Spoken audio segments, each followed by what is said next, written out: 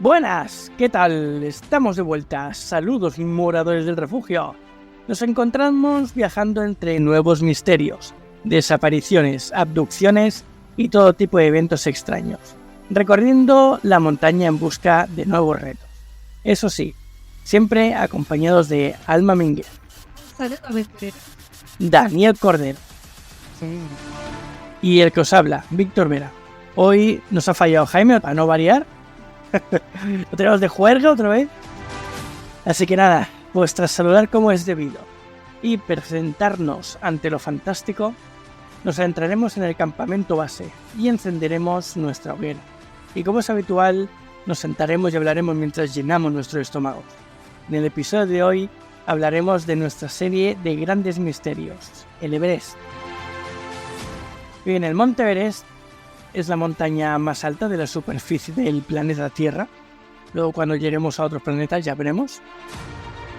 Con una altitud de 8.849 metros, unos 29.000 pies de altura, sobre el nivel del mar. Esta subcordillera marca la frontera entre China y Nepal, considerada como la frontera más alta del mundo. El macizo incluye los picos vecinos Lhotse de 8.500 metros, Nuptse de 7.800 y Changse de 7.580 metros. Y bueno, en esta montaña han pasado muchas cosas. Entre los que han subido, lo han intentado y los que se han quedado a medias, pues hay muchas historias tanto fantásticas como de terror, paranormales, e incluso hay cositas ovnis, así que... Bueno, pues lo mismo. Yo creo que el Everest es caldo de cultivo para, sobre todo, historias truculentas, ¿no? Encontramos historias mucho de aventura, de superación, de montañismo, pero también a la vez encontramos historias terribles, historias de sucesos que han provocado muertes, lo iremos viendo. Desapariciones, completas desapariciones que no se ha vuelto a saber de las personas y, como dice Víctor, hasta abducciones parece ser, ¿no? es un campo bastante trillento.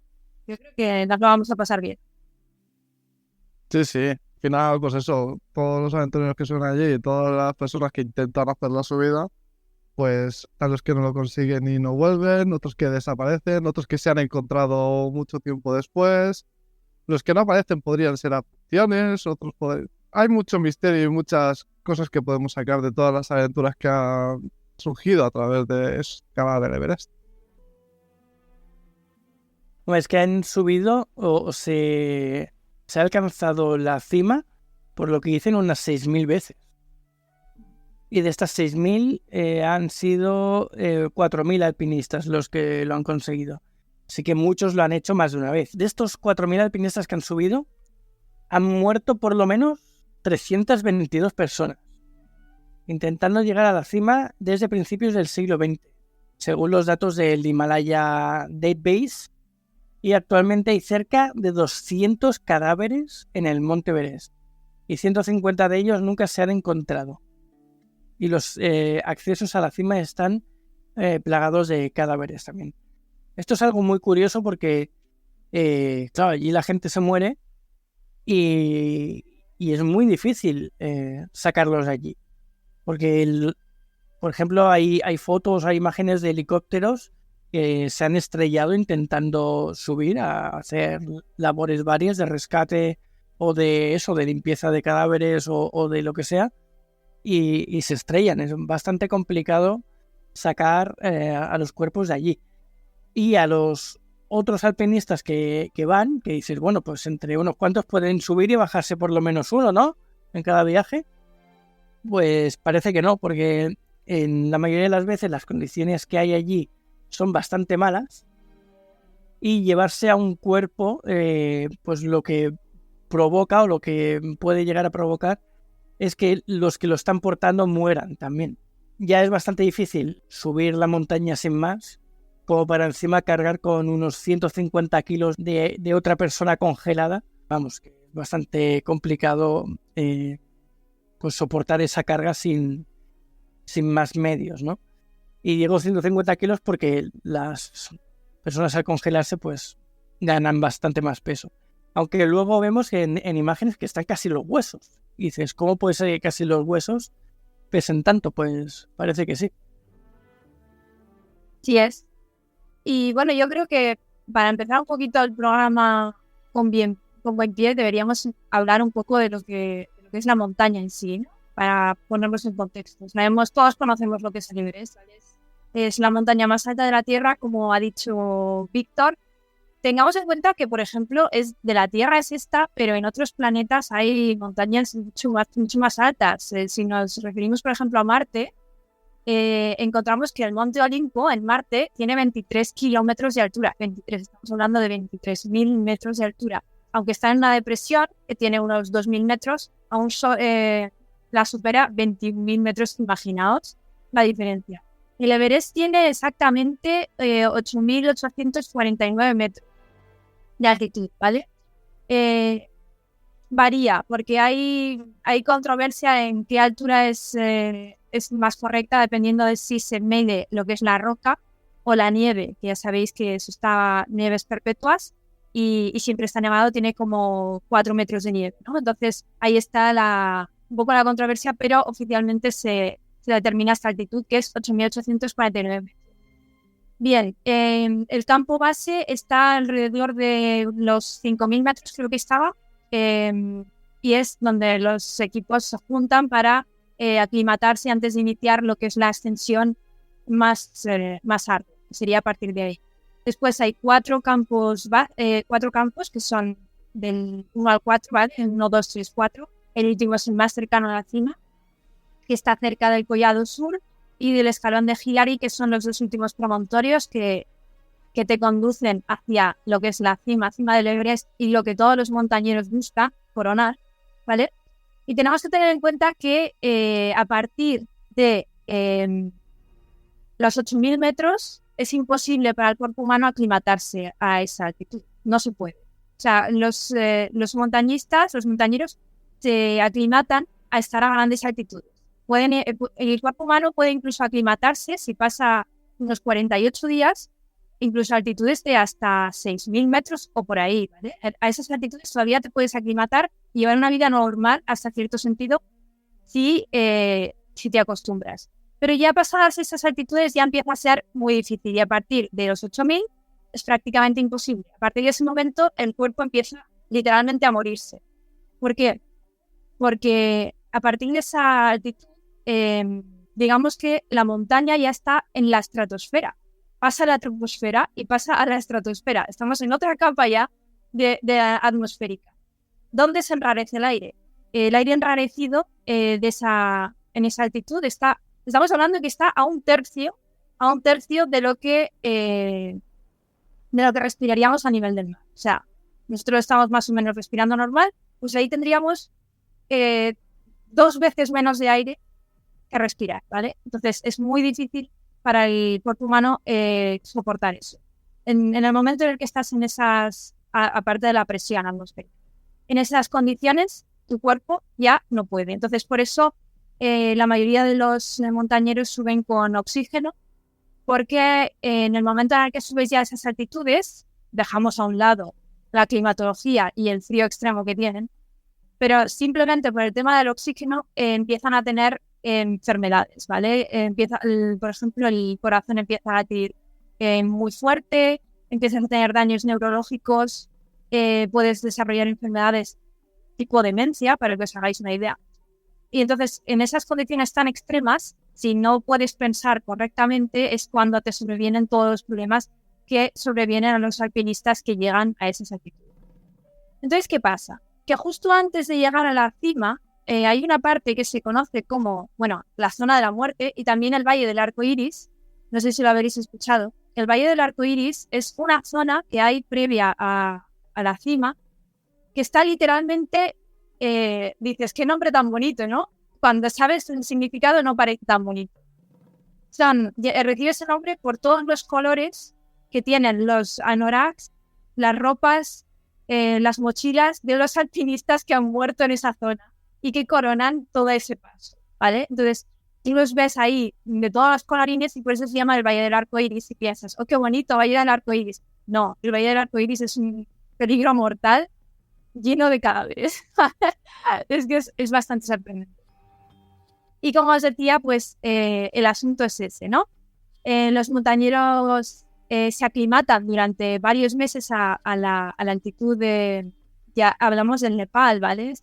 El Himalaya es la frontera natural entre la India y el Nepal. Y sabemos que al Everest se puede acceder tanto por la vertiente norte, que sería la vertiente de China, desde el Tíbet, y desde la vertiente del Nepal, que sería la parte sur, ¿vale? Normalmente las expediciones van por el sur, porque como sabéis la situación en el Tíbet es complicada, lo más fácil es ir por el sur y ya está bastante trillada el camino. Sobre todo ahora es mucho más fácil que, por ejemplo, en los años 50, cuando empezaron ya las expediciones, cuando fue Hillary y todos estos, que fueron los primeros en coronar la cima y que luego darían paso a todos los demás expedicionarios. Ahora está un poco más segura la cosa, pero no llega a ser segura tampoco. También está muy masificada. Pero bueno, cuando tú llegas ahí, tenéis que saber que los aventureros se tienen que aclimatar, a veces incluso durante varios meses para poder emprender la subida.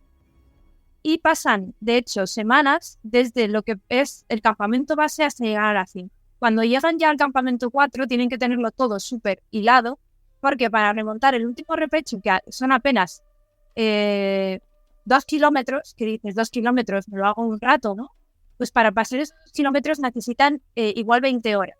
20 horas porque van tan lentos por las extremas condiciones atmosféricas, por el frío que se llega incluso a menos 70 grados en algunos puntos, cuando por ejemplo hay ventisca a las noches.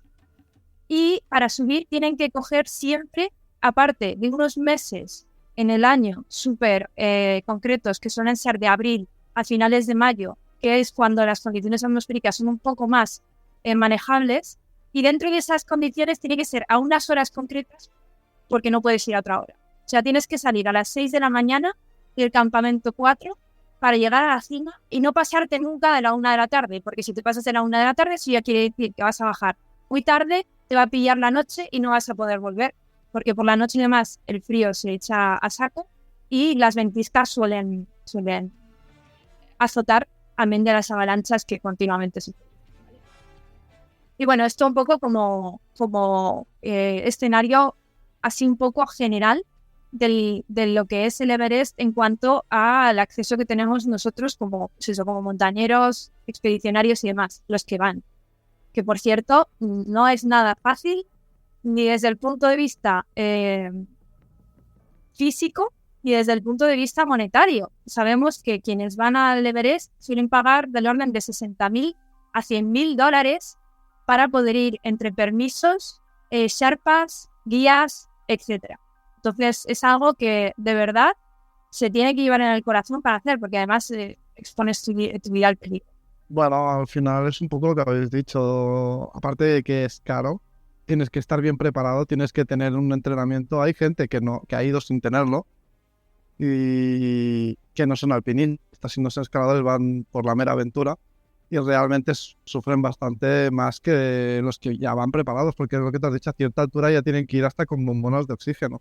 Que hay algunos que han intentado hacerlo sin y es inviable, o sea, necesitan oxígeno a esas altitudes, ya no hay posibilidad alguna de sobrevivir ya sin eso. Ya es difícil llevando el oxígeno como tal. Y por las temperaturas y la dificultad del lugar y lo que tú dices, ya acarrea a problemas físicos de salud. Incluso lo que te has dicho, demencia, al final la falta de oxígeno hace que no le llegue al cerebro y pierdas la cabeza. Y lo que no sabía es lo del Valle Arcoiris. Eso sí que no me lo conocía. Entonces, ¿cuándo vamos a hacer una ouija allí? Cuando tengas $100,000 para pagar para subir al Everest. ¿Y las experiencias que nos contarían los espíritus de aquello? Allí casi que no hace falta hacer la ouija, directamente te aparecen. Dicen, no sé si es verdad, porque la película de Everest creo que sale, ahora no estoy seguro, solo la he visto una vez y hace tiempo, que sí que hay gente que sube sin bombona pero tienes que entrenar mucho el cuerpo, porque tienes que bajar mucho las pulsaciones, tienes que acostumbrarte a tener muy, muy, muy poco oxígeno. Porque por lo que dicen, en aquellas altitudes, el oxígeno que recibe el cuerpo es un cuarto de lo normal. Y a un cuarto, un médico ya te dice que te estás muriendo. Un cuarto de oxígeno en cuerpo es que ya te vas a morir. Así que intentar hacer eso sin bombona es posible, pero es muy difícil, muy, muy, muy, muy difícil. Lo bueno que tiene hacerlo así es que una vez ya estás ahí arriba y te has aclimatado, es muy difícil que te pase algo por precisamente a lo que les pasa a mucha gente o les pasaba, que era que se quedaban sin oxígeno y no habían bombonas suficientes para reemplazar la que llevaban. Entonces la gente que iba sin bombona y conseguía sobrevivir a la aclimatación, pues iba más tranquilita. Y de hecho, a ver, en la película que dice Gabrielius, que es la de Everest, esta película está muy bien porque te retrata lo que es la expedición de 1996, donde hubo, creo que 8 muertos o más, una barbaridad. Se produjo una catástrofe, ¿vale? Fue el fenómeno en el que más personas han muerto en una misma ascensión. Y ahí sí que se ve a un personaje que luego yo lo he buscado y también me he visto documentales y demás, que subía sin botella de oxígeno. Y él lo hacía por eso, porque decía, yo no quiero tener que estar dependiendo de esto si las cosas se tuercen, ¿vale? Que efectivamente es lo que pasa. ¿Qué sucede? Que se puede hacer, él lo hizo, de hecho, subió, coronó, bajó, y bajando le pilló una ventisca que mató a un montón de su grupo, pero él consiguió salir indemne e incluso salvar a varios de ellos adentrándose en la ventisca de nuevo para arrastrarlos al campamento. O sea, realmente fue un héroe. Por cierto, este señor se llamaba Anatoly y acabó muriendo también en el Himalaya en una avalancha en otra expedición más tarde, pero de la expedición de 1996 se salvó. En esa expedición fue catastrófica, ¿vale? Murieron un montón. Es muy interesante esta película, os la recomiendo. El documental de la Nacho también está muy bien. Y sí, se puede hacer. Lo que pasa es que ahora las regulaciones casi obligan a todos los, sobre todo a los guías, a subir con oxígeno sí o sí. Porque si bien es posible subir sin oxígeno, si lo haces puedes estar mucho menos tiempo y pensar mucho peor. Entonces es muy peligroso cuando llevas a gente a tu cuidado. Entonces ahora lo exigen sobre todo en el tema de los guías. Yo posible, pues bueno, si a decirlo, pues será posible, pero vamos, tener un cuarto de oxígeno que ya te dan por muerto, haciendo el esfuerzo de subida, que no es estar solo con un cuarto, sino que encima estás haciendo el esfuerzo, aguantando las temperaturas, no solo es la falta de oxígeno, es un cúmulo de todo. Creo que hayan puesto lo de que se suba como bombonas como obligación más que un cierto. Bueno, hablando de los Sherpas, el que tiene el récord de subir y bajar al Everest en menos tiempo es un Sherpa. Y lo subió, bueno, y lo hice en 8 horas 10 minutos. También lo tuvo que pillar todo con muy buenas condiciones, que si no, está complicado el tema. Y aún así dijo que de bajada tuvo algún que otro traspiés y alguna que otra historieta que es bastante curiosa. Es interesante comentarlo porque siempre vemos que los montañeros dejan toda su carga a los Sherpas que se la suben. Y claro, dices, qué morro, ¿no? Tenemos que pensar que esta gente vive ya en la cumbre del mundo, vive a 4.000 metros de altitud de normal. O sea, están aclimatados a estas altitudes desde niños. Entonces, para ellos es muy diferente que para un extranjero que llega y tiene que aclimatarse y su cuerpo no está acostumbrado. De ahí que tengan esta facilidad para poder subir, bajar y tantos Sherpas hayan subido. Claro, en cada expedición que llevas a unos cuantos turistas, por así decirlo, que pagan una millonada, hay un montón de Sherpas que también suben y suben con todo el equipo. Entonces, esto también cuenta en cuanto a las cumbres que se hacen, el número que ha dicho antes Víctor. Los Sherpas son nepalíes que viven en la zona y hay que entender que en Nepal es una de las zonas, es una zona muy pobre. O sea, después de África, creo que es la tercera zona más pobre como país. Y sin embargo, la gente es súper maja, súper cariñosa con los recién llegados y demás. Y como cobran tan poco, los que tienen esta profesión de Sherpa casi doblan el mejor de los salarios que tienen en Nepal. Entonces, para ellos en concreto les viene muy bien. Y para los escaladores, pues todavía no.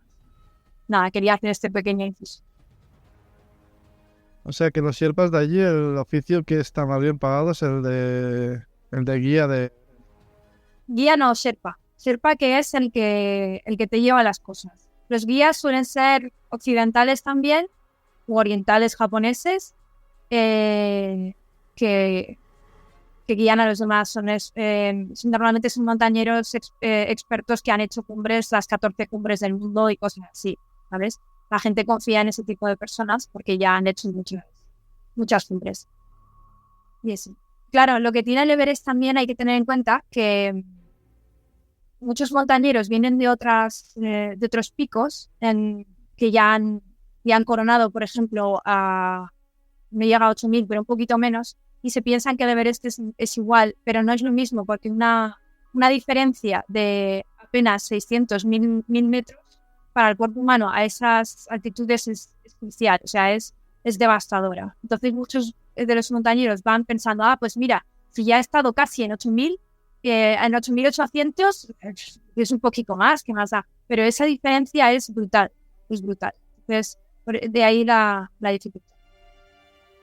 Por cierto, antes no lo he dicho, hay una tercera vía que no es ni la que sube por la cara norte ni por la cara sur, que es la de los japoneses. Que es la vía de los japoneses que se va por un recodo muy difícil y dicen que es una de las más difíciles para pasar. La inauguró un grupo de japoneses. Y ya. Pues siguiendo con los Sherpas, lo que comentaba, ese que hizo el récord, cuando bajó se encontró pues que se le aparecieron un grupo de fantasmas en pleno descenso. Entonces fue curioso porque parece ser que le pedían esos fantasmas a él comida. Es como si fuesen los fantasmas de los montañeros que están allí y que podríamos decir que no saben que han muerto aún y que se creen que están hambrientos y están allí pidiéndole comida en concreto a este Sherpa. Pero resulta que esta historia se corrió mucho la voz entre ellos y hay más de uno que dice haber tenido el mismo evento en una subida o en un descenso del Everest. Así que se ha hecho bastante famosa entre ellos esta historia de los fantasmas que piden comida y se la han hecho un poco suya, ¿no? Ya casi que es la historia de los Sherpas con los fantasmas. Bueno, al final sí eran los que llevaban el equipo y todo, que es normal que acudan a ellos los propios fantasmas en busca de la comida, que no vayan a pedírselo a otro montañero o a otra persona que pase por allí, van al que supuestamente les llevaba la carga, ¿no? Y a este respecto, si queréis, también podemos hablar, ya que nos metemos en fenómenos fantasmales. Claro, pensad que en el Everest hay un montón de cadáveres a plena vista. De hecho, están igual. O sea, tú los ves y parece que, claro, como están congelados, pues siguen ahí con todas sus pertenencias en la postura en la que cayeron. Incluso tienen mucho hielo por encima, no se les ve, pero con las fracciones incluso. Entonces es súper tétrico. Sí. Además, los montañeros nuevos van pasando por ahí, los ven a 1 metro y demás. Es muy difícil bajar esos cuerpos, por eso no se ha hecho. Incluso muchas veces las expediciones que han ido a buscar a cadáveres o han muerto también. Entonces ya no se hace. Simplemente se deja ahí y se acumula, ¿no? Es bastante tétrico. Pero es curioso porque, claro, con tanto muerto es fácil imaginarse historias de estas.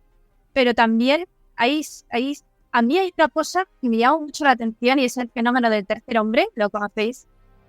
El fenómeno del tercer hombre es algo que se da en las altas cumbres y no lo dice una sola persona, lo dicen muchas. Hay muchos testimonios que dicen haber visto a este tercer hombre y no solo en altas cumbres, sino en momentos muy crudos también. Creo que lo dijo también un tipo que se quedó atrapado en una cueva, o sea, que no tenía nada que ver con altura y también vio al tercer hombre. ¿Qué es el tercer hombre?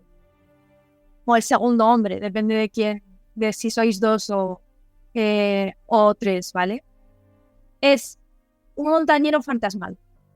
Cuando están estos montañeros perdidos completamente en la montaña, que no saben ni dónde están, que las circunstancias son, que vamos, que no pueden más, muchos de ellos aseguran ver a otro hombre a su lado, que es un montañero, se presenta como un montañero, así un poco fantasmal, también lo diré, que no solo les da calor, o sea, ellos dicen que les da la sensación de que les da calor, sino que además les da instrucciones de cómo pueden salir con vida. Es decir, es un fenómeno de una aparición que les ayuda. Y claro, muchos lo tienen, esa visión. Entonces, claro, aquí hay varios asuntos. Por un lado puedes pensar, claro, estamos hablando de que este señor puede tener una hipoxia, una falta de riego en el cerebro por falta de oxígeno y está viendo cosas que no existen, ¿vale? Eso puede ser.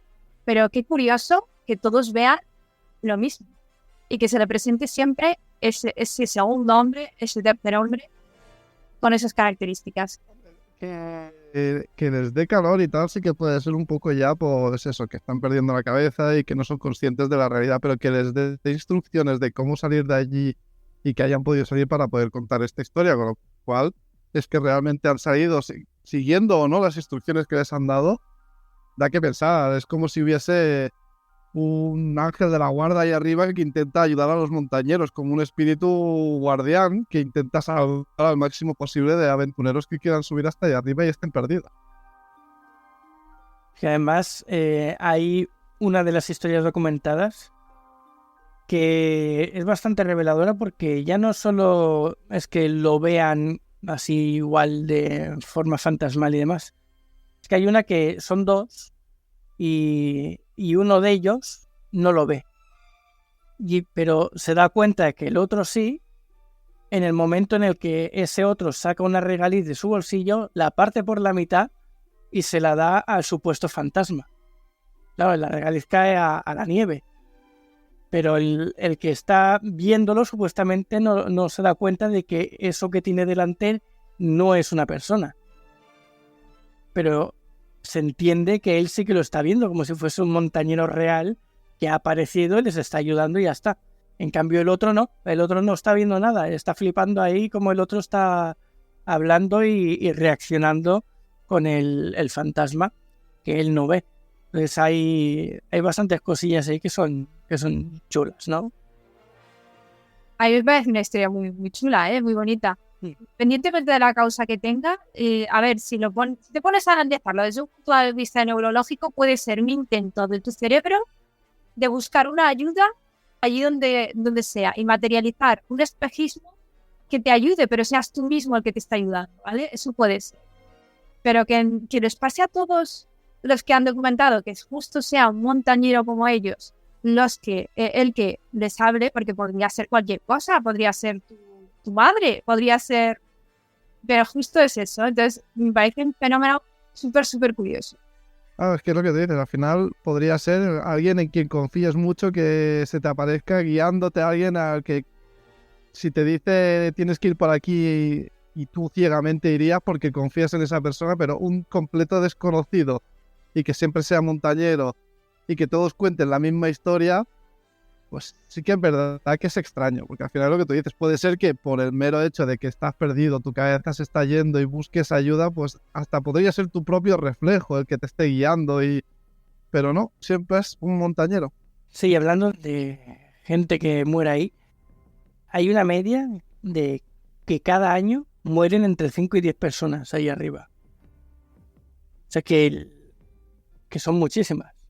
La gente sigue subiendo y les da igual todo. Lo que quieren es alcanzar ahí la cima y ya está. Pues parece ser que este año se ha batido el mal récord de ser la temporada con más muertos. Que fijaos que... Bueno, la temporada ya habrá acabado, sí, porque como decía Alma, entre abril y mayo hay que estar allí para subir. Así que en esta temporada han muerto 17 personas este año.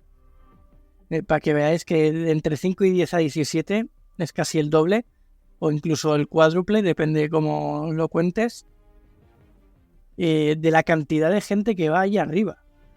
Pero también ha aumentado el número de intentos de subir o solo el de muerte. Porque claro, también puede ser el número, si en vez de ir 300 han ido 600, pues también es normal que se haya doblado el número de fallecidos, se ha doblado el número de gente que lo ha intentado. Sí, no, este año se ve que ha sido una locura. Ha habido una avalancha de gente que ha querido ir y obviamente cuanta más gente va, más puede morir, está claro. Hay un problema y es que la masificación en esos puntos es súper... es un peligro muy grande. Por ejemplo, en la aventura de la que hablábamos del 96, cuando murieron todos estos grandes montañeros, que además eran expertos, o sea, murieron gente que habían coronado no sé cuántas veces el Everest ya y otras cumbres. O sea, que no hablamos de que murió Paquito, el que no sabía hacer nada. Murieron un montón de expertos. ¿Qué pasó? Pues lo que pasa ahora, la masificación. Subieron varios equipos a la vez y, por ejemplo, en el escalón de Hillary, se llama así por uno de los montañeros primeros que subió. Es una zona que está justo al final y además tienes que pasar en esta zona y en el Collado Sur tienes que pasar con cuerdas fijas. Tiene que estar la cuerda fija, si no puedes pasar, no puedes ir andando sin.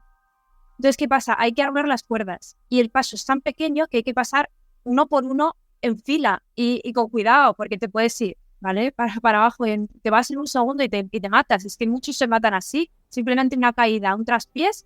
Pensad que en esas altitudes la nieve es hielo, está tan resbalosa que tienes que ir con un cuidado increíble.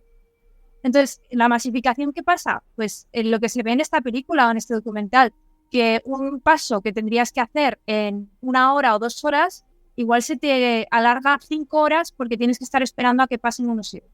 Entonces, estas masificaciones que hacen que se detengan los grupos, que se queden atrapados, que les pillen las ventiscas, que les pillen la noche y la catástrofe está servida. La masificación es uno de los peores peligros que tiene en este momento el Everest. Hombre, estábamos hablando de que eran ciertas horas en las que tienes que pasar sin riesgo y está masificado y por no toparte con otros tienes que quedarte atrapado entre la ventisca o molestarte con los otros. Obviamente es un riesgo y si se estaba obligando, pues lo que decíamos, a tomar medidas tipo llevar oxígeno y tal, también tendría que haber un cierto control para que no hayan esas aglomeraciones de personas en puntos de riesgo. Claro, aquí tenemos otra vez lo que hemos dicho en muchos capítulos y es que precisamente el hecho de que haya muchas posibilidades de morir hace que tengas más ganas de ir. Para un aventurero es así. Un aventurero busca superar lo insuperable. Si algo es fácil, no lo quiere. Ya, pero también estamos hablando de que si tú haces eso, no solo estás tú yendo a la aventura a que es más riesgo de morir, sino que estás poniendo en riesgo a las otras personas que están allí por estar tú también entorpeciendo ese paso. Ya no es tu riesgo el que está en juego, es el de otros. Y eso ya no es aventura, eso es imprudencia. Pero todas quieren ir y ahí se paga mucho. Es lo que hay. Todos lo asumen, porque saben lo que hay. Claro. A lo mejor esperan que no haya tanta aglomeración, pero saben que la va a haber. Por lo menos estos últimos años. Aún así ha descendido las muertes, ¿eh? Al principio, creo que hasta el 2000 y pico, creo que el ratio era de que morían 4 personas de cada 100 que subían. Subían, no coronaban. Hablo de subir.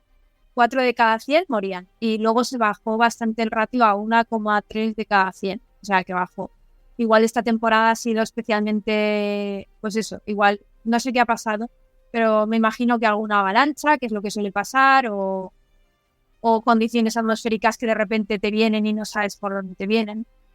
No, simplemente que haya mucha más gente, igual el ratio se ha mantenido, pero claro, si hay más gente, hay más muertos.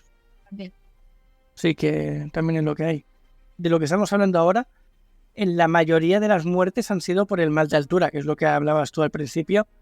Así que al final es preparación o que te pille en un mal momento físicamente. Así que tampoco es que haya otras causas de muerte mucho más alejadas de lo normal. Que seguro que las habrá, pero la que más parece ser que es el mal de altura.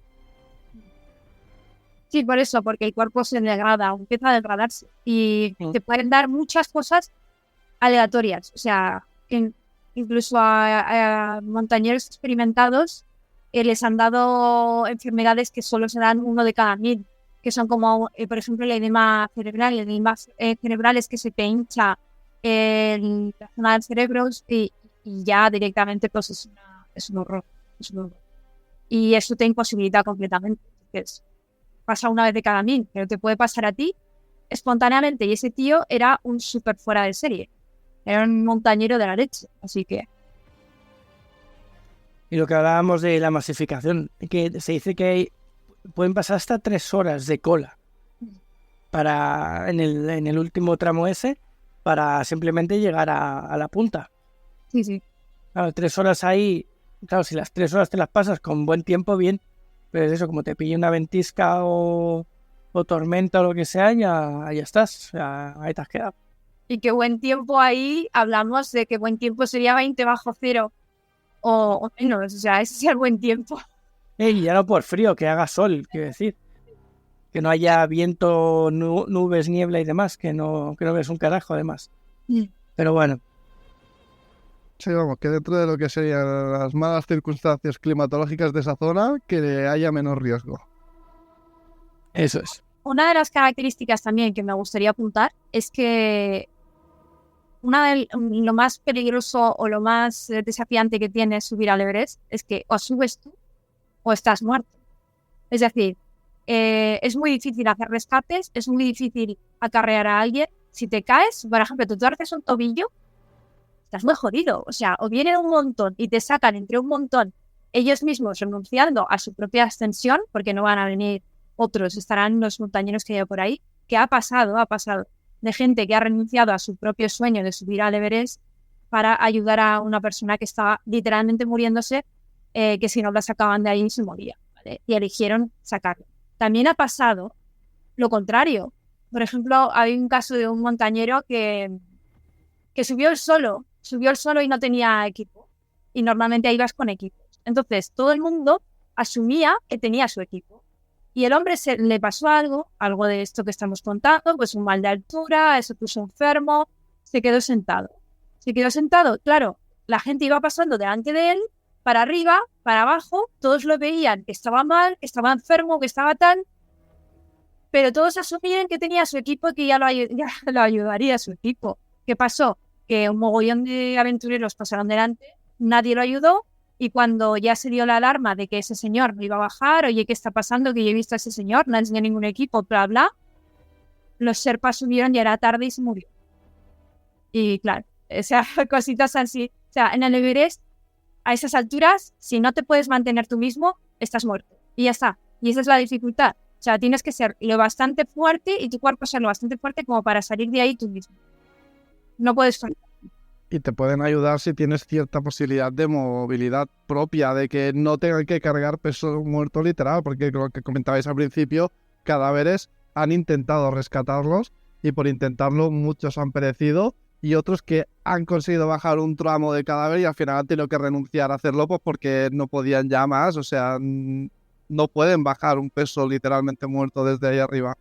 Entonces tienes que tener cierta capacidad de sostenerte o de poner de tu parte para que te puedan ayudar, si no, sí que ya no tienes nada que hacer.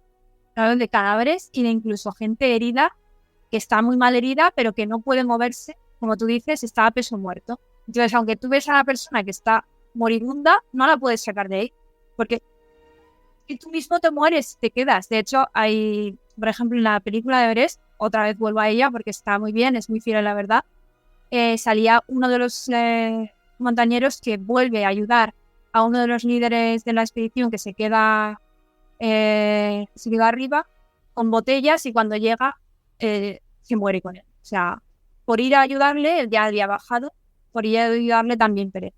Entonces, ¿qué es lo que hay? O sea, hablando de la película esta Everest, hay una imagen que se ve que se hizo de toda la montaña, que está compuesta, no recuerdo si eran 14 o 44 fotos, no me acuerdo ya, pero que estaban hechas a una resolución impresionante que el conjunto de todas sale a 2 millones de fotogramas, o sea, de píxeles o algo así. Es una pasada de foto. Tiene una resolución espectacular. Y en una de esas fotos que conforman el collage, ¿no? Pues parece ser que descubrieron que le habían sacado la foto a un ovni. Aparece un ovni encima de la montaña en una de esas fotos. Así que también está el fenómeno ovni vinculado a la película y a la montaña. Hombre, si somos un planeta laboratorio y nos están investigando, los propios alienígenas deben de pensar ¿qué hay ahí arriba que todos quieren subir? Y debieron pasar con el ovni en plan, ¿a qué carajo sabrá que tanto buscan? No hay más que toneladas y toneladas de tierra y nieve. Y después ven a todos los muertos ahí alrededor y dicen, pues no lo entiendo. No entiendo nada. O eso, o alguno de los muertos tenía algo de mucho valor y están buscando el primero que se perdió. Bueno, mira, otra cosa que se dice que está pasando en la montaña, ya achacándolo al cambio climático y estas cosas, es que se ve que los glaciares del Everest han perdido 2.000 años de hielo en los últimos 30 años. O sea, el hielo que tendría que haberse derretido en 2.000 años se ha derretido en 30. Y eso pues lo dicen por el cambio climático y además también por la masificación de gente que pasa por ahí, la basura que dejan y todas estas cosas.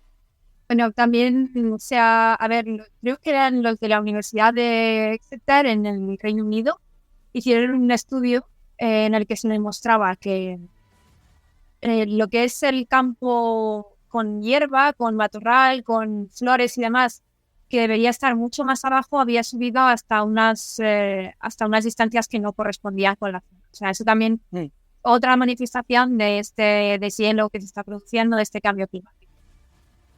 Y pone en peligro pues todo el ecosistema que hay ahí, todo es lo que hay. Claro, también parte de esto lo destacan porque hay cadáveres que estaban totalmente enterrados en nieve que se están viendo ahora. O sea, seguramente habrán personas desaparecidas de estas 150 que no tienen ni idea de dónde están.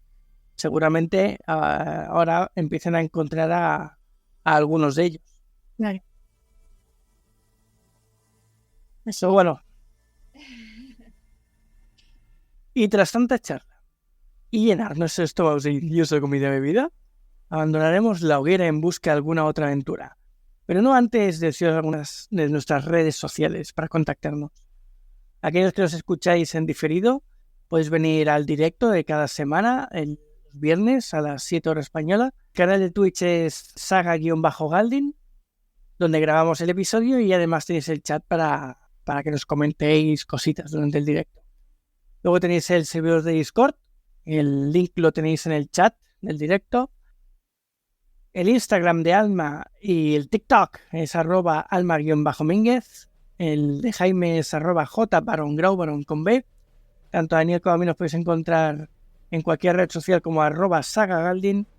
Y muchas gracias por escucharnos y nos vemos pronto en el siguiente programa de Refugio el Aventurero. Buen viaje, aventurero. Pues muchas gracias una semana más por estar aquí y espero que os haya gustado un poquito este documental un poco somero de la situación en el Everest, que es a mí me parece súper entretenido. Y nos vemos la semana que viene, aventureros. Un saludo. Muchas gracias por estar una semana más con nosotros y nos vemos en el siguiente episodio, aventureros.